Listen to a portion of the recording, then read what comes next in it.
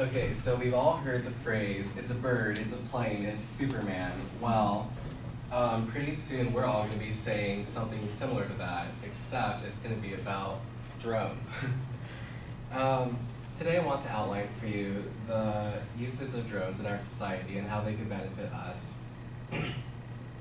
And I would like to do that by defining and showing you the brief history of drones and the commercial uses for drones, how the government uses drones, and how the consumer is starting to use drones for their own leisurely usage.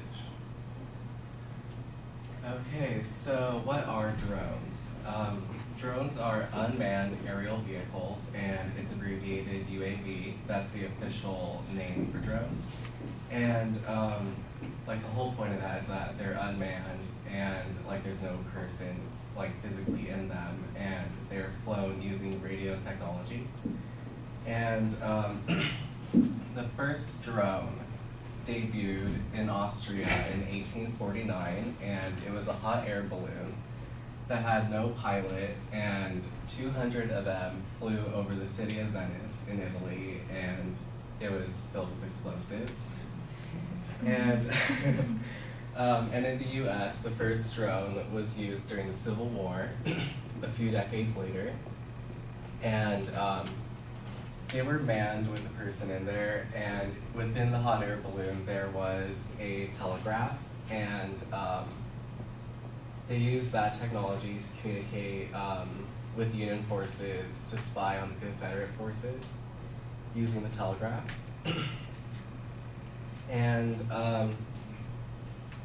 okay, so the largest market for drones is the government and militaries, like around the globe, pretty much. And there are currently 118 different unmanned aerial vehicles, and most of them are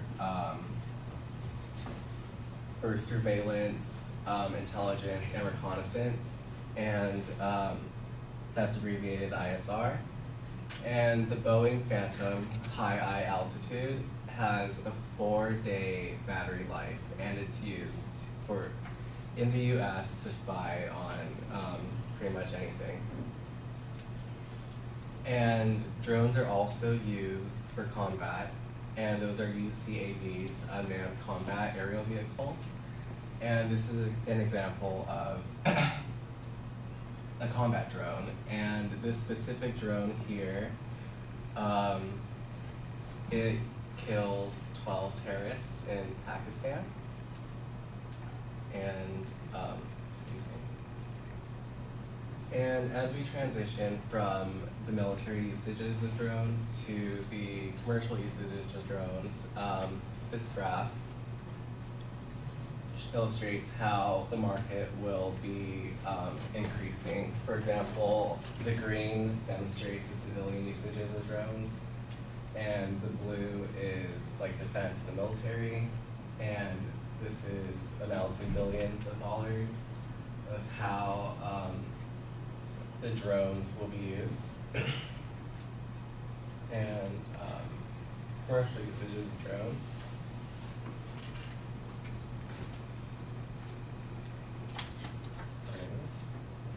Okay, so with advances of technology, drones will be more marketable for retailers, e-commerce, and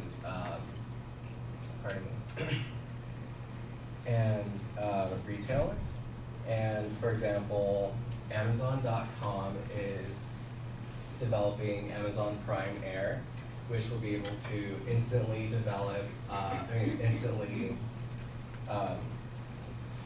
deliver packages under 5 pounds.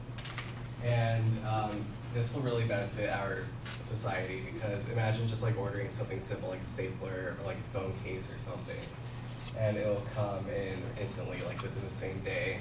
And like I can see how it could probably harm these industries because there would be less jobs for deliveries, but again, this is only for small items. And yeah, like this technology is going to increase over the next decade, so it'll be probably more in the norm for our stuff to come instantly. and consumer usages of drones. Drones are becoming more affordable, and this is a Google search that I did, and as you can see, the prices are pretty cheap. They range from $88 to $1,000 something from Amazon to $11,000, and drones will be more available for consumers, and consumers can use this for like their own aerial photography and videography. So as you can see here, the drone is like right there, and it's videotaping the person in action by hovering over it and getting an aerial view of what they're doing. Okay, so with all of these usages for the consumer to have drones, it is also being considered that there are many regulations and laws and licensing, and it is up to the consumer to be responsible also in how they use their drones. Okay, so in conclusion, drones have many benefits, and they not only benefit the government and militaries, but they also can benefit retailers and consumers themselves also. And they're becoming more accessible, and our society likes instant results, and I feel that drones could definitely bring that to us. Thank you.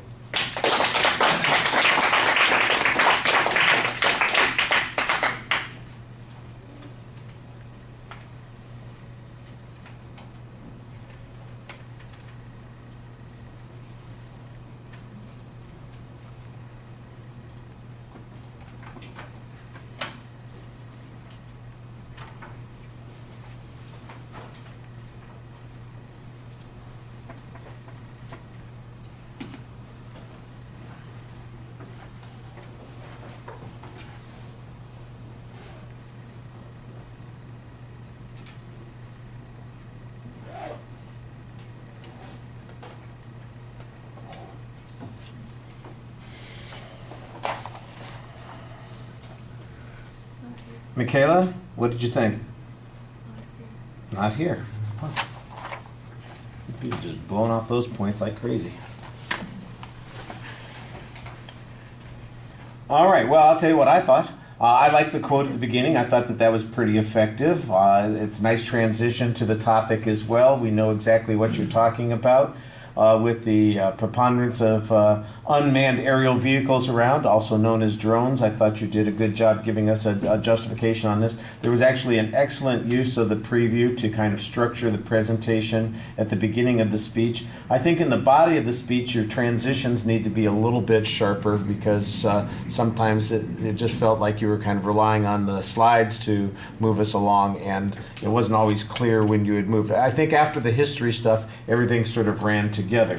I didn't hear any source citations for any of the information that you're presenting. And I know, obviously, when you do the Google search on your own, that's pretty straightforward. That's your original research. But the historical stuff, for instance, and even the line drawing that you have came from someplace, a line graph that you had came from someplace, and you ought to be citing those things as part of the presentation. I think it's a subject that the audience is naturally interested in, and you did an okay job kind of giving us background on it. I think there are probably more things you could do to generate a little bit of interest.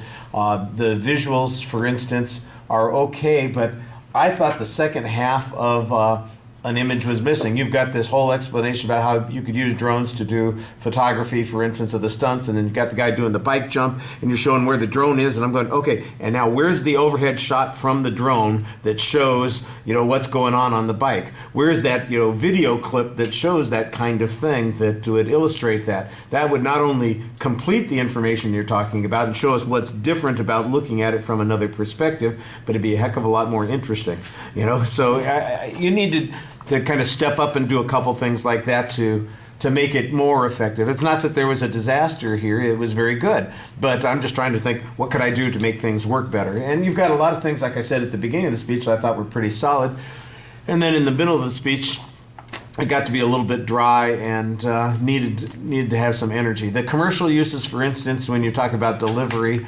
the idea, what is it? the phone case cover, that I'm going to get delivered by Amazon. How desperate am I to have that today? The stapler, oh my gosh, because it's so hard to find a Staples any place. I got to call Amazon and have them deliver a stapler to me. But I'm sure that there are other things that they're talking about. There could be all sorts of things. Well, for example, my cord, I could really use that today. See, that's the thing that you should have said. You said, like Richard ordered that cord, he could have it today if he needed it for the camera to be able to operate for the rest of the speeches. It's when that drone technology shows up that we'll be able to get those kinds of things. So you needed a few more things like that to kind of to bring it up to speed. But I think the subject's interesting, and you did a pretty good job. All right, thank you.